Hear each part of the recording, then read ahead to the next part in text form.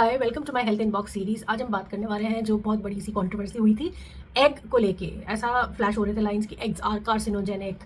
Okay, eggs contain nitrofurans. The YouTuber influencer has claimed कि उसमें कुछ ऐसे पदार्थ हैं जो कार्सिनोजेनिक है। तो लाइंस नहीं कि एग्स आर कार्सिनोजेनिक। तो लोगों को ऐसा था कि एग्स खाने से कैंसर हो जाता है। एग्स में ये जो पदार्थ पाए जाते हैं, यानी जो एंटीबायोटिक रेजिड्यूज हैं, एंटीबायोटिक के जो आप कह सकते हो मेटाबोलाइट्स हैं, वो पाए जाते हैं जो कि आपके डीएनए को ऑल्टर करके और एक तरीके से जीनोटॉक्सिक वे में वर्क करके कैंसर प्रोड्यूस कर सकते हैं। कार्सिनोजेनिक या म्यूटेजेनिक ऐसे बोला जाता है। ठीक है, तो ये कंट्रोवर्सी हुई थी पैदा कहाँ से, जब कोई इन्फ्लुएंसर एक ट्रस्टिफाइड लैब प्लेटफॉर्म पे बोल रहे थे कि उनकी लैब ने टेस्ट किया है एक एगोस कंपनी के ब्रांड के एग्स को, और उनमें कुछ एंटीबायोटिक का मेटाबोलाइट नाइट्रोफ्यूरैन एंड नाइट्रोइमिडाजोल जो एंटीबायोटिक्स होती हैं उनका मेटाबोलाइट AOZ पाया गया अराउंड 0.7 MU ग्राम पर किलोग्राम ऐसा। ठीक है, तो उन्होंने ऐसा बोला कि नाइट्रोफ्यूरैन एंड नाइट्रोइमिडाजोल और इनके जो मेटाबोलाइट्स होते हैं वो मतलब जो जब ड्रग एक्ट करती है उसके बाद जो मेटाबॉलिज्म होता है उसके बाद जो या प्रोडक्ट बनता है वो उसका ऐसा AOZ बना जो कार्सिनोजेनिक है। उनका कहना सही था, ये प्रोडक्ट पाया भी गया 0.7 MU के अमाउंट में भी पाया गया, और ये प्रोडक्ट कार्सिनोजेनिक भी है AOZ। पूरा नाम इसलिए नहीं मैं बोलूँगी, AOZ ही बोलूँगी क्योंकि काफ़ी कॉम्प्लिकेटेड नाम है, उससे आपका कोई ज़्यादा कनेक्शन नहीं होगा। You just have to remember कि ये एक मेटाबोलाइट पाया गया जिसको कार्सिनोजेनिक लेबल करते हैं, और डेवलप्ड कंट्रीज़ जितनी हैं वो इसको कंप्लीटली बैन कर चुकी हैं। 0% टॉलरेंस है, यानी थोड़ा सा भी ट्रेस अमाउंट भी नहीं होना चाहिए।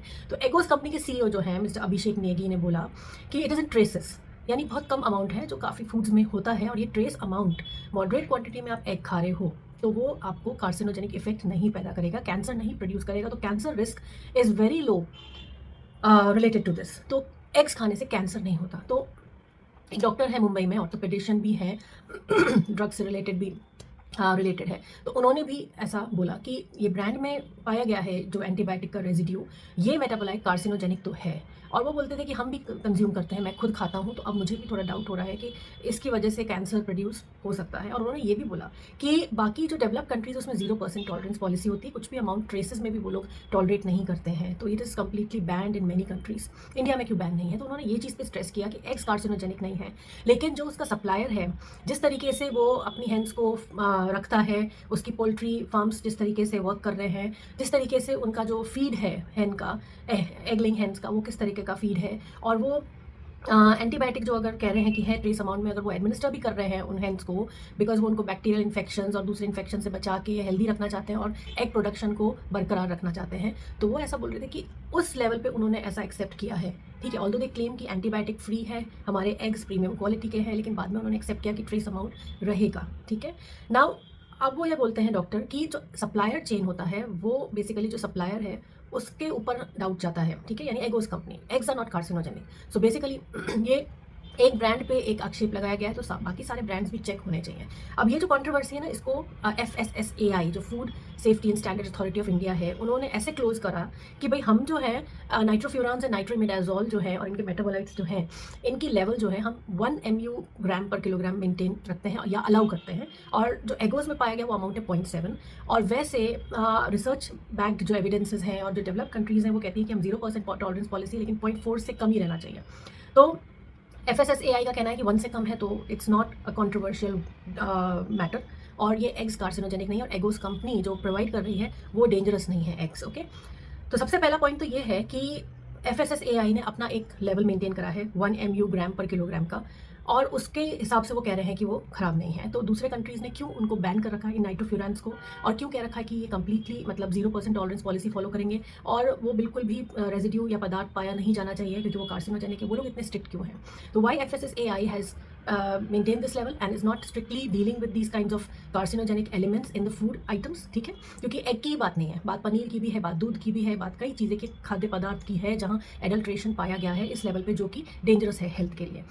तो हम फूड को ब्लेम नहीं कर सकते हैं, लेकिन फूड के अंदर जो मॉडिफिकेशन किया गया है इस कॉम्पिटिटिव मार्केट में आगे बढ़ने के लिए, अलग अलग जो कंपनीज, अलग अलग ब्रांड्स जो अपने आपको ग्रो करने के लिए यूज़ करते हैं, और प्रोड्यूस को बढ़ाने के लिए जो भी यूज़ करते हैं, ड्रग्स हैं या कोई भी चीज़ इस तरह के एलिमेंट जो कि हार्मफुल है ह्यूमन बींग्स के कंजम्पशन के लिए, उन सब चीज़ों को क्यों FSSAI strictly डील नहीं करता? You have laid the rules, your rule is speaking about this much amount, but why it is not being implemented strictly? वो क्यों चेक्स नहीं होते हैं रेगुलरली देखने के लिए कि इस तरीके का कोई काम तो नहीं हो रहा है इन जगहों में, पोल्ट्री फार्म्स में या जहाँ पे वो हैन रखी जाती है, या सप्लाई चेन में कोई प्रॉब्लम तो नहीं है, या फिर जो वेंडर्स के पास एग्स आते हैं वो वेंडर्स उनको कितने टाइम बाद या कितने टाइम में मार्केट में बेच देते हैं, और कब तक उनके पास ये प्रोडक्ट्स पड़े रहते हैं या ख़राब हो जाते हैं तो भी वो मार्केट में आते हैं, तो किस क्वालिटी में आते हैं और कैसे मेंटेन रखा जाता है, उनको कैसे स्टोर किया जाता है। बहुत सारी चीज़ें होती हैं जो हमारे फूड की क्वालिटी को अफेक्ट करती है। ठीक है, तो पहला मतलब पॉइंट यही है कि एक फूड आइटम को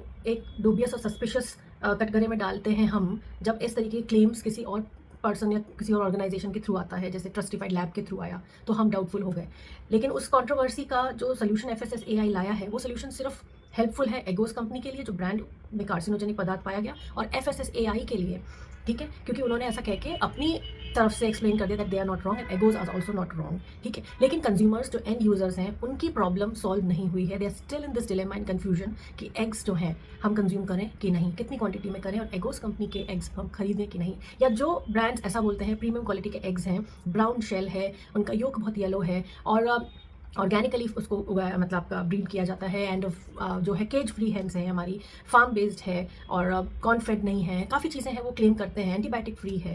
तो क्या लोग उस पर ट्रस्ट करें, उन पर ऑर्गेनिक जो बोलता है तो ऑर्गेनिकली ग्रोन है कि नहीं, ये हम ट्रस्ट करें कि नहीं। तो जो एक इंपॉर्टेंट चीज़ है, जो थिन लाइन है एक कंज्यूमर की ट्रस्ट बिल्डिंग से रिलेटेड, वो मतलब ट्रस्ट एक थिन लाइन की तरह होता है। लाइक थोड़ा सा भी एक ऐसा कुछ इंसिडेंट्स हो या कोई इस तरीके की डूबियस स्टेटमेंट्स भी हों, ठीक है, तो वो स्पेशली फूड से रिलेटेड, हेल्थ से रिलेटेड बहुत जल्दी पर्कुलेट हो जाता है सोसाइटी में, in the minds of the people who are consuming it. तो वो चीज़ निकालना बहुत मुश्किल है, जो एक डाउट क्रिएट हो गया है। ठीक है, और डाउट इसलिए भी क्रिएट हुआ क्योंकि वो कई और इंसिडेंसेस से बैग्ड है, क्योंकि हमारे कई ऐसे फूड आइटम्स में एडल्ट्रेशन काफ़ी गुना पाया गया है, नकली है टोटली। पनीर इज़ टोटली नकली जो बाहर मिल रहा है, दूध में काफ़ी मिलावट आ रही है, और स्पाइसेस में, ऑयल में, घी में, बहुत जगह हम मिलावट देख रहे हैं। और जो लोकली प्रोड्यूस होता है, बना रहे हैं वो लोग तो करते ही हैं, और जो ब्रांडेड हैं उनकी तरफ भी उंगलियां उठती हैं। ठीक है, तो कंज्यूमर्स हेल्पलेस हो जाते हैं इस सिचुएशन में, उनके पास कोई वे आउट नहीं है। ठीक है, तो ये जब कंट्रोवर्सी उठी तो एक कंपटीशन हुआ था कि जब ट्रस्टिफाइड लैब ने वायरल कर दिया था इस इशू को, और काफ़ी लोग उनको जो है सुनने लगे, फॉलो करने लग गए। ठीक है, भले उनके क्लेम्स तो ट्रू थे, लेकिन उसके बाद दूसरी एक ग्रुप इकट्ठा हुआ इन्फ्लुएंसर्स का, सोशल मीडिया क्रिएटर्स का, जो ये कह रहे थे कि ये गलत है। तो एक तरफ था ट्रस्टिफाइड लैब की ये सही है, और एक तरफ जो कह रहे थे वो गलत है। ठीक है, तो दोनों ही पहलू में ये था कि दे वर वांटिंग टू ग्रैब अटेंशन। ठीक है, लेकिन एक तरफ था अटेंशन ग्रैबिंग, ये कि लोगों को बताओ सच क्या है, in a form of some coating, जो सच नहीं है उसको भी इस तरीके से बताया जाए कि लोग विश्वास कर लें। फिर एफएसएसएआई ने भी इस तरीके से अपने सच को प्रेजेंट करने की कोशिश करी कि लोग समझें कि वाकई में ये सच है। लेकिन मुझे तो ऐसा लग रहा है, जहाँ तक मैं समझ रही हूँ, अंडरस्टैंड कर रही हूँ, साइंटिफिकली जो एविडेंस देख रही हूँ, रिसर्च बेस्ड आर्टिकल्स देख रही हूँ, उनमें बहुत क्लियरली बोल रखा है कि नाइट्रोफ्यूरैन, नाइट्रीमिडाजोल, उनके मेटाबोलाइट्स जो हैं जैसे AOZ, वो कार्सिनोजेनिक हैं।